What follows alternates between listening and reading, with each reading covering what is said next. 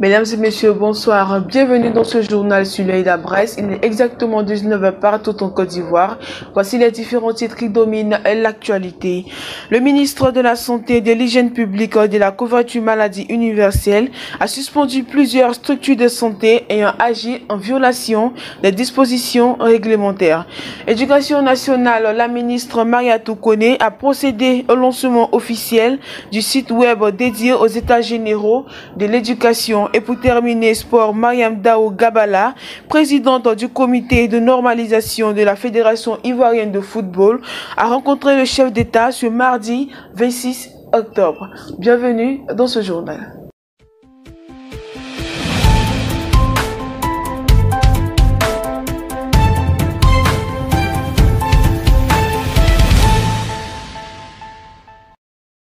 Comme annoncé dans le sommaire, dans un communiqué en date du 25 octobre 2021, le ministre de la Santé, de l'Hygiène publique et de la couverture maladie universelle a annoncé la suspension de plusieurs structures ayant agi en violation des dispositions réglementaires.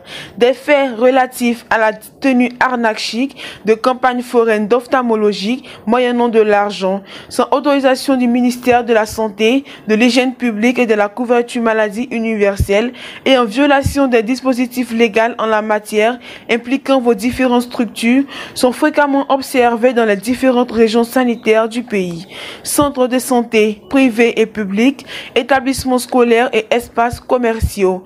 Ainsi, en application de l'article 10 de l'arrêté numéro 0998 MSHP CAB du 17 octobre 2019 et de l'article 28 de l'arrêté 0034 MSHP CAB du 28 mars 2019, les structures dont les noms suivent sont suspendues de droit d'exercer des activités dans le domaine médical pour une durée de 12 mois.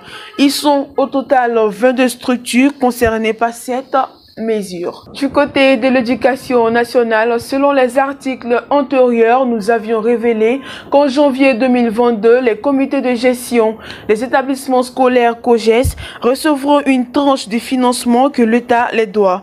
Eh bien, en attendant que les comptes soient renfloués, le ministère de l'Éducation nationale et de l'alphabétisation, par la signature du directeur de cabinet Mamadou Binaté, dévoile les dispositions pour l'utilisation de ces fonds en vue. En gros, le ministère a établi la liste des dépenses à effectuer selon la note numéro 04 637 MENA CAB DAPS COGES KKD du 26 octobre 2021. La dotation de 4,7 milliards de francs CFA accordée au COGES doit servir aux primaires, aux dépenses pédagogiques, à l'entretien de l'environnement et au paiement des charges fixes telles que les salaires des personnels d'appoint et des primes des bénévoles.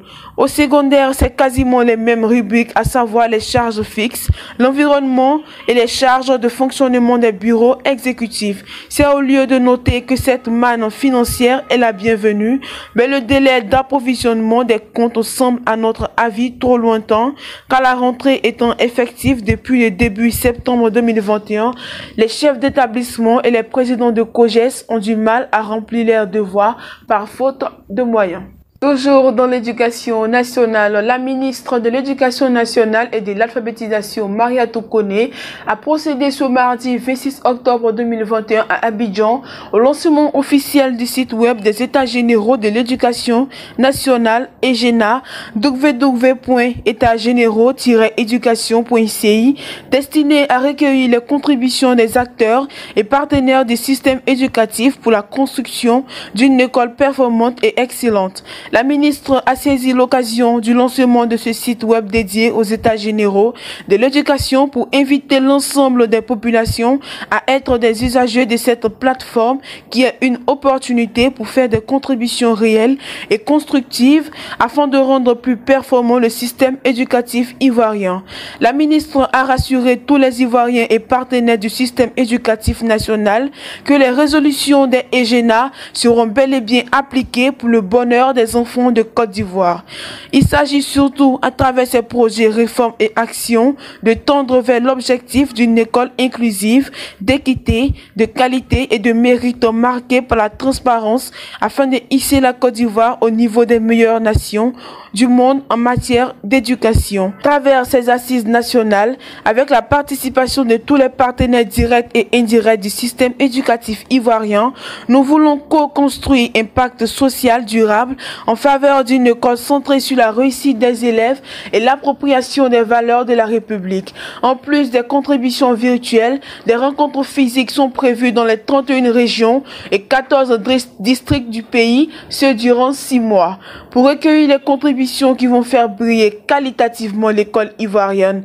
La Côte d'Ivoire est à son 5e état généraux sur l'éducation, après ceux de 1977, 1985, 1993 et 1994. Parlons à présent d'infrastructures routières. En raison des mauvaises rumeurs relayées sur les réseaux sociaux faisant croire à une mauvaise qualité des travaux de bitumage de l'axe Toumoudi-Oumé, le ministre de l'Équipement et de l'Entretien routier Amédée Kouakou était en visite sur le chantier de réhabilitation ce mardi 26 octobre 2021. Le ministre a rassuré sur la qualité de l'ouvrage. Par rapport au linéaire total, c'est moins de 1% du tronçon qui s'est dégradé, a déclaré Amédée Kouakou. Pour le ministre, il ne s'agissait pas du renforcement de la voie, mais plutôt de la réhabilitation de ce tronçon long de 60 km et de rassurer les usagers que cette route sera toujours sous surveillance.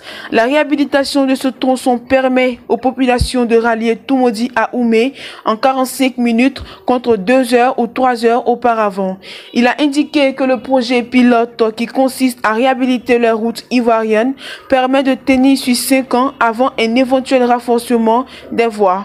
D'un coût de 15,4 milliards de francs CFA, la route de Toumoudi-Oumé a été construite en 2019. Les travaux effectués sur cette voie s'inscrivent dans le cadre du vaste projet d'aménagement des routes ivoiriennes au lendemain de la crise de 2011. Dans la commune d'Adjamé, les commerçants du marché Gouro ont manifesté ce lundi contre la construction du nouveau marché. Ils ont reçu une fiche les demandant de déguerpir avant le 6 du mois prochain. L'équipe d'Abras TV était sur les lieux pour plus de précisions. Un reportage signé Boubasek. Moi c'est M. Nemle Franck et je suis un commerçant au marché Gouro d'Adjamé et c'est mon magasin qui est là. Ça fait à peine 1 à 2 mois qu'on m'envoie une fiche pour me dire que le marché Gouro doit être déguerpi. Or j'ai construit mon magasin, ça fait même pas encore 8 mois. J'ai même pas encore retiré l'argent même que j'ai investi dans le magasin. Et on avait prédit, on avait demandé à ce que on puisse le faire dans les bonnes conditions, c'est-à-dire on puisse casser un côté, construire un côté. Mais à nos grandes surprises, on nous apprend que le 6 du mois qui vient, nous devons déguerpir le marché. On a marché ici il y a longtemps. C'est dans le marché là on vend pour mettre nos enfants à l'école. C'est dans le marché là, on a d'autres femmes qui n'ont pas de mari. Les maris sont morts. Donc on s'occupe de nos enfants, on les met à l'école. Donc je ne sais pas s'ils ont vendu le marché, ils veulent nous faire sortir du marché. Donc on refuse. On nous fait croire que c'est pour construire le marché, que le marché est sale. Oh, c'est pour ils ont vendu. Donc nous on refuse. Nos enfants vont à l'école, on n'a pas d'argent. On nous dit de payer 1 million. On n'a pas 1 million pour payer une place. On n'a pas 1 million pour payer 2 places. 1 mètre à 1 million. Continuons dans la rubrique santé. En vue de lutter efficacement contre la Covid-19, le ministère de la Santé a implanté des centres de vaccination dans tout le pays. Malheureusement, celui du plateau a été incendié dans la nuit d'hier. Nous notons d'importants dégâts matériels. Cap dans la rubrique sportive. Pour terminer cette édition du journal, le président de la République, son Excellence M. Alassane Dramane Ouattara, a échangé ce mardi 26 octobre 2021 au palais de la présidence de la République avec la présidente de la Fédération de football, Mme Dao Gabala. Il était question lors de cette rencontre de l'appel au rassemblement et à la mobilisation de tous les Ivoiriens autour de notre équipe nationale de football qui vont livrer 2 matchs qualificatifs pour le Qatar 2022 et a indiqué auprès du président une subvention financière spéciale pour une meilleure prise en charge de l'encadrement des joueurs. Soulignons aussi que la présidente a profité pour faire le point de sa mission qui prend fin le 31 décembre et lui présenter les défis qui attendent l'instance fédérale qu'elle dirige. Et pour terminer, CAN féminine 2022, les éléphantes ont étri le Niger d'un score de 11-0. Les éléphantes ont marché sur le Niger dans une double confrontation où elles se sont imposées 9-0 pour le match aller avant d'infliger un cinglant de 11-0 pour le match retour avec un triplé de Kwasi Joel. Une démonstration de force faite en présence de la ministre Belmond Dogo et de la présidente de la CONOR-FIF, Mariam Dao Gabala. Et voilà qui met un terme à ce journal. Merci à tous de nous avoir suivis. Retrouvez samedi Aminati Alkouye pour une nouvelle édition du journal. D'ici là, portez-vous bien et restez scotchés sur l'œil d'Abras pour profiter de nos différents programmes.